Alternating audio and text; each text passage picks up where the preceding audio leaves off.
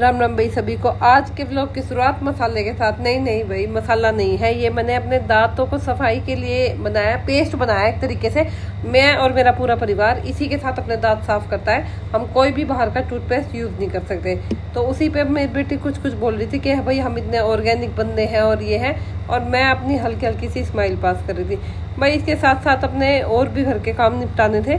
तो भाई ये देखो, मैंने मसाला बना के तैयार कर लिया था और एक एयर टाइट डब्बे में मतलब भर के रख लिया। भाई कई महीनों तक ये आराम से चल जाता है, ठीक है ना। तो भाई इसी के साथ साथ मुझे बेचैनी हो रही थी अपने और कामों की भी। यहाँ लग गई थी भाई मैं कुछ सामान ढूंढने के लिए, जो कि मुझे मिल नहीं रहा था काफ़ी देर से, ठीक है भाई। और लेकिन मेरी बेटी ना पीछे पीछे कुछ ना कुछ डायलॉग मारती जा रही थी, इतना जोर पड़ रहा था भाई। लेकिन ये ना, ये बच्चे साथ के साथ मजाक भी तो उड़ा रहे थे, ज़्यादा गुस्सा तो ही हो रहा था। और कुछ औरतों की आदत होती है भाई पुराने मुर्दे उठाने की और साफ करने की, तो मैं उनमें से ही एक हूँ, ठीक है। मैं कुछ ढूंढ रही थी सामान के, भाई कहीं कुछ फालतू इधर उधर तो नहीं रख दिया, क्योंकि हम औरतों की आदत ख़राब होती है एक्स्ट्रा सामान मंगा के रखने की और फिर उसको वेस्ट करने की। भाई मैं भी उन्हीं में से एक हूँ। तो मैंने कुछ ऐसे गिरने चुने सामान ढूंढे। उसके बाद मैंने बना दिया था यहाँ पुदीने का और नींबू का रस। शिकंजी लगा लीजिए। मैं डेली अपने बच्चों को गर्मी में एक टाइम शिकंजी मैंने बना के दी है। भाई ये देखो बहुत टेस्टी लगती है और मेरे बच्चे इसको बहुत चाह के पीते हैं। कभी आपको चाहिए तो मैं इसकी रेसिपी ज़रूर बताऊंगी आपको। पर मेरी पूरी गर्मी इतनी अच्छे से कटी है, मेरी भी और मेरे बच्चों की भी, कि एक बार भी हमें लू ने नुकसान नहीं किया और किसी को भी गर्मी नहीं सेधी। भाई कहने का मतलब ये है कि गर्मी से किसी को भी किसी तरह की कोई बीमारी नहीं हुई है। ये देखो, अब बहुत भर भर के मैं इसके अंदर सामान डालती हूँ, लेकिन पूरी गर्मी ऐसा तरोताज़ा फील किया है भाई हमने इसको पी के। आप भी अपने घरों में बनाओ, अपने बच्चों को पिलाओ, ठीक है ना। साथ के साथ भाई मुझे अपनी सफाई भी करनी थी, कुछ और भी आया पढ़ दी और पढ़ दिया। मैंने नहीं पढ़ा। माड़ी सी 100 रुपए की आ रही। तो भाई यहाँ वो सबको काम को करने के बाद, खाना पिलाना खिलाने के बाद, मैं उसके लगी थी अपनी गैस की साफ़ सफाई करने के लिए, क्योंकि मुझे अपना किचन साफ़ करके भाई बाहर जाना रहता है, क्योंकि शॉप पे जाना होता है। लेकिन आज मैं पहले ही लेट चल रही थी, 9 साढ़े 9 बजे का टाइम हो गया था।